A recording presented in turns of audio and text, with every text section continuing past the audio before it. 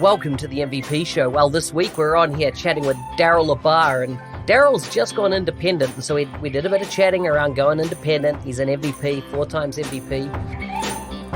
Listen, if you're a developer and you're interested in getting more involved in this area, coming up in Orlando, he's running a session called Unit Testing for C#, Dynamics 365 CE, CRM, CDS developers, right? So that might be right up your alley, some deep dive coding that you can get involved with. He's built 26 odd plugins, tools. He's got a lot up there on GitHub. But for full show notes for this episode, check out nz365guy.com/121. Now let's get on with the show.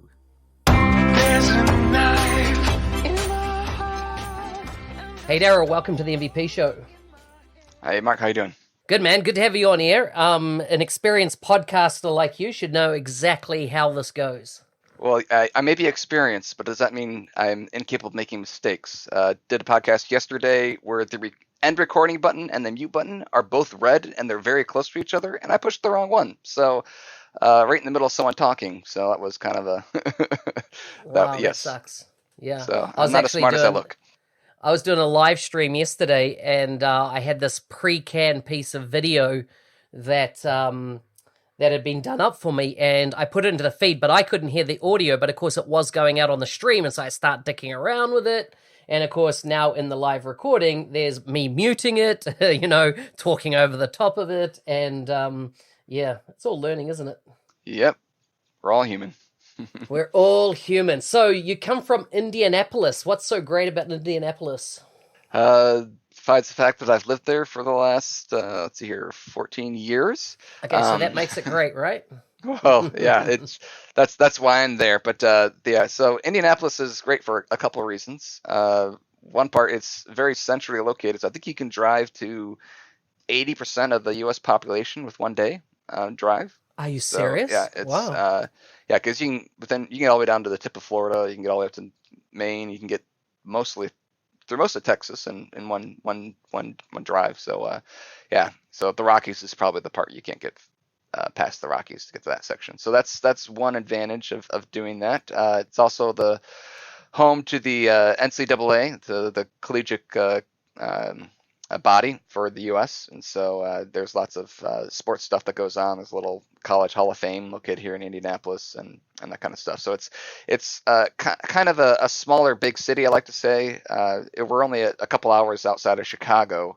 And Chicago, if I want to go and park, it's like $40 an hour, depending on where you park. And Indianapolis, like, unless it's a game day Colts game day, even then you can park somewhere for $10 an hour. I mean, and then even on non-days you can find some free parking if you work hard enough too. So yeah, so things that I hate doing is paying for things that I don't feel like are very valuable, and that's parking sometimes. And so yeah, so that makes it nice to be able to get around and not be concerned about stuff like that. So very cool. I should know more about it. I have a cousin that lives there with 5 children. He married a lady from Indianapolis, and so and he's been there, man, probably 30 years now. 30 years. So wow. A heck of a long time. Yeah, wow. yeah.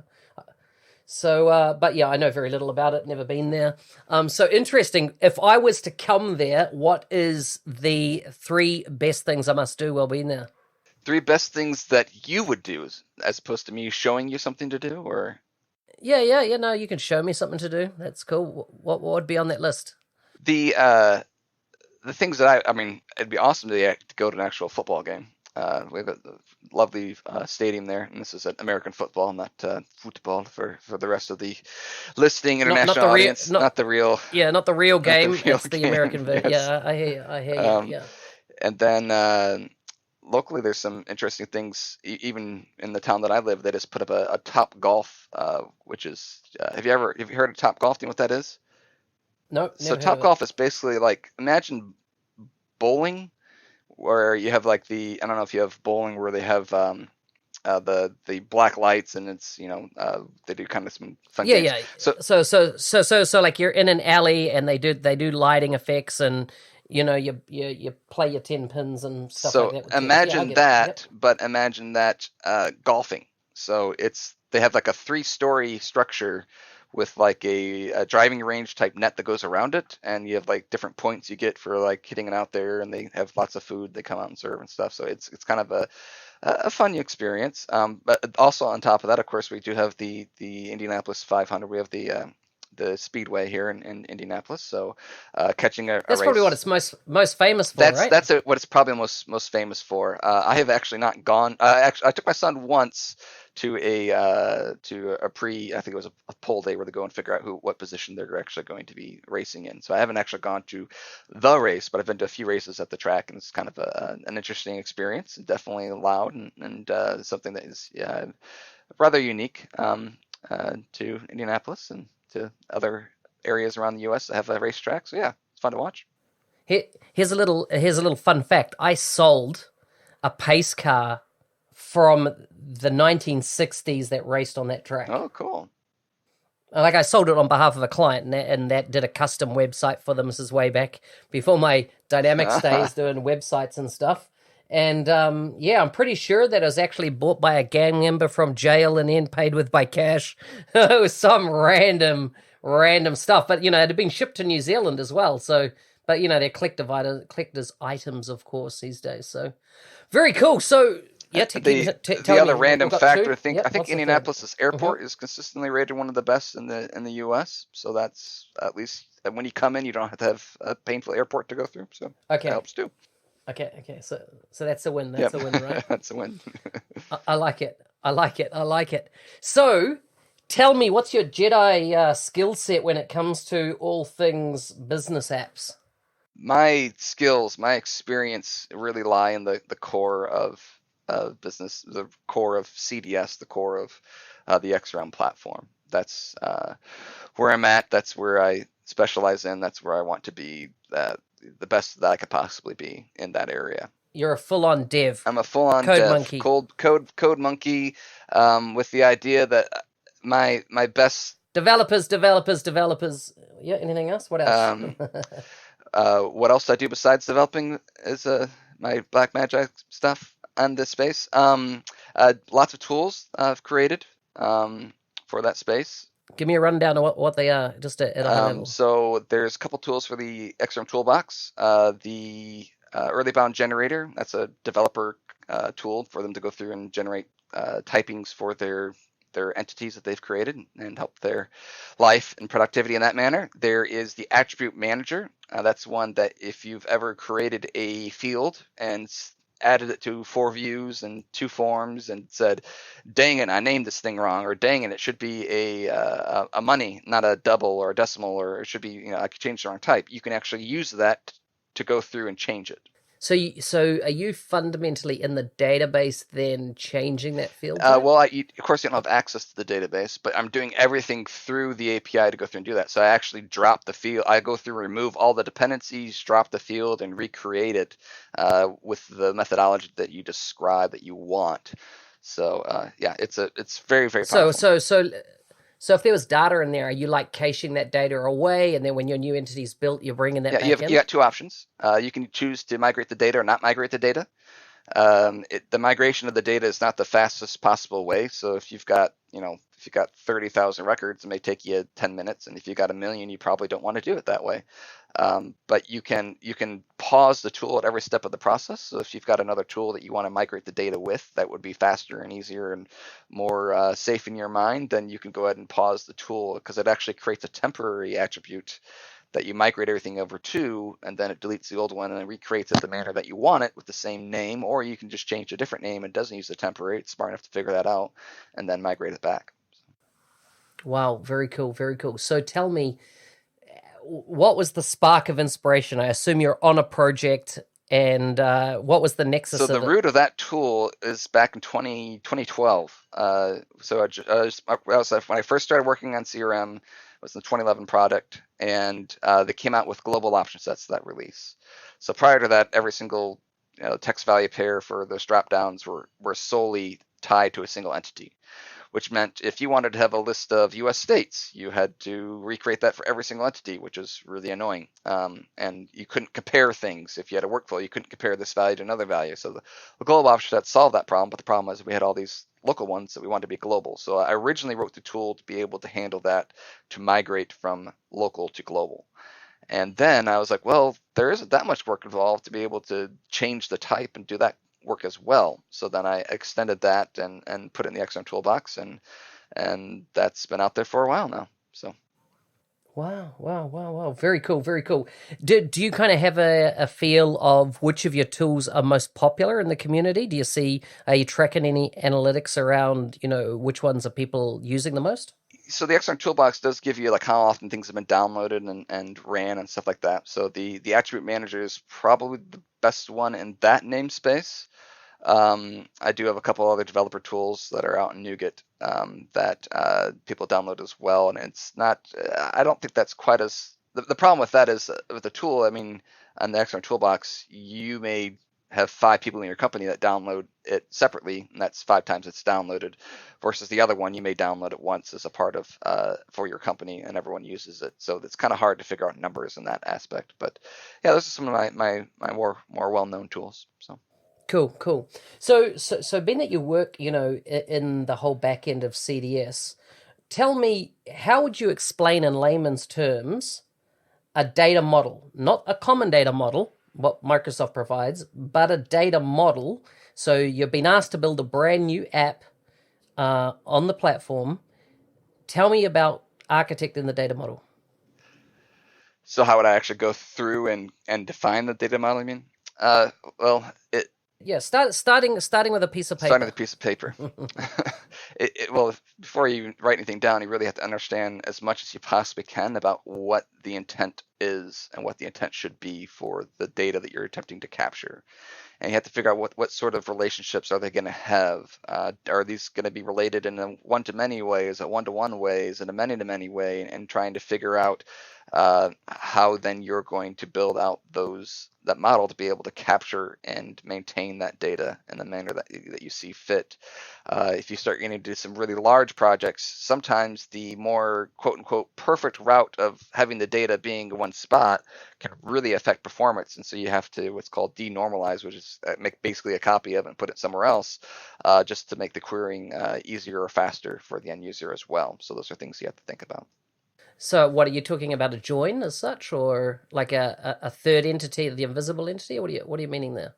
So the relationships would be whether it's a join or a third entity, but other times it's, well, maybe I want the information that's on this third entity in the join, but I use it all the time. This other one, maybe we'll just put it on the other one and then make sure it's in sync. So that way you don't have to incur the cost of going and looking up those other entities or that other type of information. So.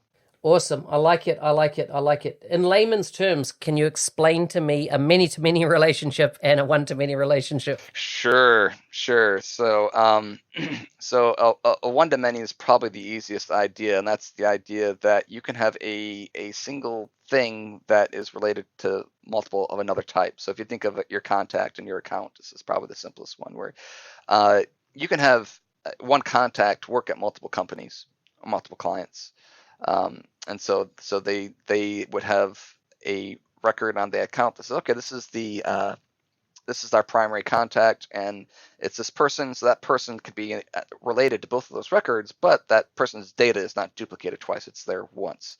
Their first name, their last name, their address is there once, and you might be able to see it on the actual account information, but once you click on it to edit it, you're editing it in that one place, and everybody gets is sharing that same data. So that's the one to many. Then the many to many is where you actually go out and say, okay, so it's not just this contact or this account can have multiple contacts in it that are then at multiple places. So rather than the primary contact, maybe this is just has worked there or something, previously employed, and so that way you wouldn't have the actual you wouldn't have to actually tie the actual record to the account itself. You'd have to have another entity, another record that actually specifies, hey, this thing over here, this account is tied to this contact over here, and you have lots and lots of rows of those that support that relationship and could have additional metadata to it as well. Maybe what time they started the employment, what time they ended the employment, or you can even head in there twice. So if I worked at a company twice, which I have done before, left and came back, you'd have to have a start and end date in there in two different records, and so you'd be related many, many times to each other. So yeah, there's kind of the fun to figure it all out. Yeah, awesome. Thank you. I was just preparing for a presentation at User Group next week, and I just wanted to validate so you want my me idea. you want So, me hey, to do your work for you. man, I understand. thank you very much. Perfect. I've actually got a blog post coming out in the I don't know. It's either coming out tomorrow on my schedule or on Sunday. I can't remember which day, but it's actually around data models, because I just find I get so many questions from people around what's CDS in context of the common data model, because that's a commonly hearing on all Microsoft's marketing, CDM and CDS, and there's kind of this disconnect for a lot of people of what the difference is. What's the difference from a schema than actually the physical representation of that in a database as such. So I'm just demystifying, if you like, a data model, a common data model, and then CDS, and how do those three kind of come together. But I was just hoping you might have given me something I didn't know. But not saying I knew it, but like I like the simplicity you kind of explained that. It's cool. That's cool. So February this year, you decided to go independent, which I found intriguing. And intriguing. Well, you know why I found it intriguing. We've sat in backs of cars and had chats and stuff in the past around why going independent just wasn't your cup of tea. It wasn't your type of thing. And about a year and a half later, here you are, independent. What led you down that path? So I guess I'll back up. My original work history before that was at very, very small companies where I was the only developer pretty much, which made it really hard for me to learn, because I basically only learning I could do was in the community. So I guess that maybe helped for me to get my MVP status, was I spent a lot more time doing community stuff. But then I did work at a large partner, worldwide partner, and got to experience working with a group of people and learning from a group of people. And so that was what I was really wanting to have. And obviously I couldn't do that at that level, starting my own business. So I started doing that. But then after a while, I got to the point where I realized I'm working just as hard as I would work for myself for this other company, and I'm getting paid about half as much. So why would I continue to do this? And plus, if I ever had to, I've got 3 kids. Maybe one of them would like to join me someday. I don't know. I grew up on a farm, and it's actually a centennial farm, so it's been owned by my family for over 100 years. My great-grandfather bought it. My great-grandfather bought it. He handed it to his son, which is my great-uncle. My dad bought it for him, and then my brother is now farming for my dad, who's retired. So, so it's been in our family since like 1912 or something like that. So, so just the idea of having something that, if they want to, they can either join me in or whatever is something else that I really wanted to involve. And it's kind of hard to start a company when they're 18 and have them join you, and so I kind of had to say, I need to do this sooner rather than later. So I love that forward thinking. That is totally awesome. So you've been doing it now for what, 6 months? How's it going? It was a little rocky at first, in that I wasn't quite ready to make the jump still at that point. I was wanting to wait a little bit longer, but I did have an opportunity. Someone said, hey, I've got work for you that I want you to on my project for the next 10 months. And I'm like, well, perfect. If I'm going to quit my job and go work for myself, having 10 months of guaranteed work is what I should do. So I went and quit my job, and I flew down to talk to the client I was going to work at. We spent a day working on him, and I flew back, and I haven't done a single bit of work for him since. So wow. Hang on a second. So are you contracted to them though? No, I was not. Okay, so you quit your job before you had a signed contract for your 10 months of work. Yes, probably not the smartest thing in my life to be able to do, but I don't know these things. I don't know how these things normally work. It sounded like everything was, I think, signed up and ready to go, but it still sounds like it's in the pipeline. They're just not ready to move on it yet. And that's really what it is they're just not ready to move on it yet. So, but I reached out to some people in my connections, and within a couple of days, I had some marginal full-time work, and then I was able to get on another client very quickly. So I think I only had about 20 hours worth of work that I wanted to work and didn't have any work so far. So yeah, I was amazed how quickly I was able to find something else and move on and not skip a beat. So Awesome. So what I find interesting is a lot of people think that going independent is amazing, and the hiccup usually comes 2.5 years later, three, let's say at the outset, and basically you've expended all your friends and family, if you like, all the people that knew you when you were working for other companies and things like that, and then the work dries up, and you're like, oh my gosh, now I need to go back and get a real job. Are you trying to right? keep me like, from sleeping, Mark? What's going on? So no. So what I'm saying is that I don't want to see you there. So my recommendation to you is this: is I read a book by a Canadian a couple of months ago, around April, and it was called Company of One: Why Staying Small is the Next Big Thing in Business. And it's about somebody going independent just like you, but the idea that you shouldn't see yourself as a contractor or a freelancer, but you should see yourself as a company of one. And if you take a look in the book, it's so practical. This guy talks it like he just pretty much told your story of working for companies, working out, you know what? I'm doing all this work for somebody else. I could be doing it for myself.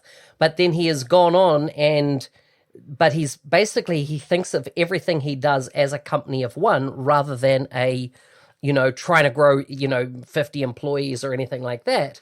And I just think that it might give you some amazing type insights, particularly around avoiding the, second, third year when you've kind of exhausted all the people that know you so far. Does it make sense? Yep, that makes sense.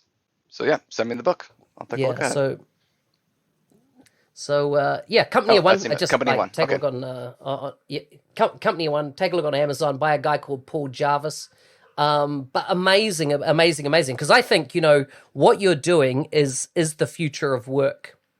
I think as we go through the next 5 to 10 years, I think a lot of people, and just my observations in our industry in the last couple of years, a lot of consultants, in the biz app space have worked for these big partners, and now they're going, you know what? I don't want to just work for another partner anymore. I want to still do what I do, but I don't want to just work for the next partner. And so I think that, we're going to see a lot more people following in your footsteps.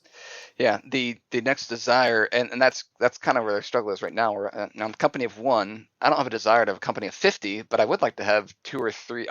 I'd like to focus on be like a developer shop where you come in. I mean, I've been on the other side of the table at consulting firms where you're trying to land a project. It requires, it's going to require 3 or 4 devs to do the project in the timeline the customer wants, and you don't have them on your bench because developers are expensive. You don't have them sitting on the bench.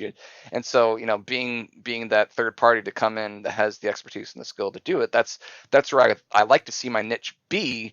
But that means that I need to start looking to hire people and training them and finding work for them. And it's a lot easier for me to say, hey, I'm an MVP. I've got all this experience. I'd like to work for you and make your project successful. But it's a lot harder for me to say, hey, I've got somebody that I've just trained. They're good too. Trust me. So that's the part that I definitely am going to be, I'm getting some capital set up and being able to feel like I can support someone else's livelihood before I go out and make that jump. So. Yeah, interesting. Because a potential mix for you might be not just think of consulting, but think of product development. Yep, creating something and selling it. Is that what you mean? Yeah. So in other words, because you're saying, let's say you took on 5 folks over time, right? And they're all now on your bench, not on the partner's bench. Your partner's happy because on demand they can get you, no risk to them, all upside to them, right? All risk is on you because you're responsible for feeding them and their family, right? And paying their mortgage. So it sits on your shoulders now in this scenario. What I'm saying is that if you had a product stream to your business, what you're doing is basically building an income stream that doesn't require constant trading time for money. And as well, those resources, if they're not out on a project, you specifically have an in-flight dev, project that has a backlog that can be developed and be sold independently of you constantly trading time for money. Yep, that's the idea, and that's what I'll do when I don't have work at the current point in time. But at the current point in time, I got more work than I can handle, so I don't have to worry about that. But yeah, at some point in time, I may just stop doing the work I have just to create the product. That way, I've got something to help subsidize that, as well as to help publicize the company too. So, but right now I haven't even like created a website, so maybe I've got some other things I need to do first too. Well, true. So you've been an MVP for 4 years, is that right? Just got renewed, so yeah, I think it's 4. Yeah. Were you worried about the renewal? Yeah, I think I'm always worried about my renewal, just because I think it's getting harder and harder for developers to get renewed in our space. Do you really? I wouldn't have thought that at all. Well, I say that because of the reach. Let's say that you've got 2 people. One's a citizen developer, one's a developer. Citizen developer creates a YouTube channel, and the number of citizen developers in the world, let's just throw a number out there, 100,000. So he gets 10% of the people to look at it. He's got 10,000 views. Let's take a full developer, and Full stack developer, let's say a full stack developer. How many of those are in this CRM space in the world? Well, there's not 100,000. They're going to be like 1,000. Well, let's say he gets 100% of the people to look at it. He gets 1,000 views. So one has 10% of the total audience looking at it, and he has 10,000. The other is 100%. He only has 1,000. So from a purely number standpoint of what's your reach, the developer, full stack developer, is going to have a more difficult time comparing numbers with the citizen developer in that way. So that's what I'm saying. I think it's harder for a developer that is just doing stuff for developers, like learning wise and blog wise, to maintain their MVP. I know we've lost quite a few developer MVPs this last session. So that's my concern on that. Yeah, was there 18 people all up that didn't renew, I think, when I counted up the list? Is there a list day? of that? I'd like to look at that list so I know kind of more on that. But. So that list is, on our back channel. Are you on Slack? Okay. Yep. Yeah, I'll look at it. I'll go find it. Yeah. Guido put it up the other day. He got he did an extract and got them all there. So yeah, interesting list. Interesting list. I didn't realize, how many, we'd lost so many. So it's quite interesting. Tell me, best thing about being an MVP? The community, the MVP community, being able to have all these instant friends in all these places. Someone had a birthday here while they were in Indianapolis, and MVP was, and I had all the MVPs that were here for the conference and the birthday over at my house, and just had a great time. And whenever I finally do make the plunge to go to Europe or whatever, I know I've got MVPs in different countries that I can go talk to, figure out where to eat. And even my wife was flying through France. It's like, hey, does she have enough time to go to the Eiffel Tower? And she's on a layover, and the French MVP is like, nope, no, she doesn't. I'm like, okay, all right, well, at least she didn't get stuck and miss her flight. So yeah, you do get that really good type of localized knowledge right from the community around the world. I totally agree. Agree. Mm-hmm. Sick, man. Well, we're 27 minutes in. I like to do a few wrap-up questions. And first of all, what is the wrap-up question you'd like me to ask? I'm trying to remember the ones you normally ask. I'm not even sure if I've got one for you. Here's one. What is one thing that most people don't know about Daryl LaBar? Is that the actual question, or is that what we're going to talk about? Yeah, that's the question. That's the question. So what one thing do people not know about Daryl LaBar? I was a college football player, maybe. Wow, what position? So in high school I played linebacker, and when I went to college I wasn't fast enough. I had a 5 flat 40 time, which is okay, but not good enough really to play linebacker. You need lower than a 5 in order to do that. So I gained 40 pounds and played defensive tackle. So I was on the defensive line with all the big boys. So I was playing against guys that were 300 pounds or more on the other side of the line usually. So wow, there you go. We've learned something new that nobody knew about Daryl LaBar, apart from all the people that was in his team, went to school with him and his family. But it's a great start. It's a great start. One bit of advice that you would give to somebody that is a developer that likes the idea of potentially one day becoming an MVP. What's your recommendation? Yeah, I actually had someone that came and took me out to lunch and asked me that very, very same question. So for me, there's no magic ticket, but for me, the way that I see it is to know what part are you going to bring the most value to the community, and then go do it. Because if you're not bringing value to the community, A, no one cares, and B, you're not gonna find any joy out of it. But when you're doing something that brings value to the community, then you get to it fuels you on to do more, because hey, look at all these people that are using what I have, or doing what I'm consuming what I'm giving, and encourages you to do it more, and plus it helps to actually improve the community as a whole. So find what that is. If that's blogging, blog. If that's creating tools, create tools. If that's creating frameworks for people to use, that's create a framework. If that's going and speaking, go do that. So figure out what is the most value you bring to the community, and go and do that. And don't be focused on, oh, this guy has a great YouTube channel, I wish I can do that, when maybe that's not where you bring the most value. Or your fizzy drink, or whatever you want to call it. Daryl, it's been fantastic to have you on the air. You have a podcast, you have a YouTube channel, you have Twitter. How can people find you on those channels? So on Twitter, it's Daryl LaBar. On YouTube, I think it's just Daryl LaBar. Or DNA LaBar. It's my Google account. I think I haven't actually set up like a full-fledged, like, separate account from that. So that's my personal account that's on there. You can find me on LinkedIn under the Daryl LaBar. But please, if you do, just mention how you found me, so that way I've got some way to connect you. If you just send me a request and you don't say, hey, I heard you on this, or hey, I saw you this, or hey, I used this, I don't have any reference to why I know you, or why you'd want to be my LinkedIn acquaintance. So if you put that on there, I always accept that. But if you don't have any reason for it, and I don't know who you are, I usually don't, just because I don't know what sort of feed information I'll start picking up and stuff like that.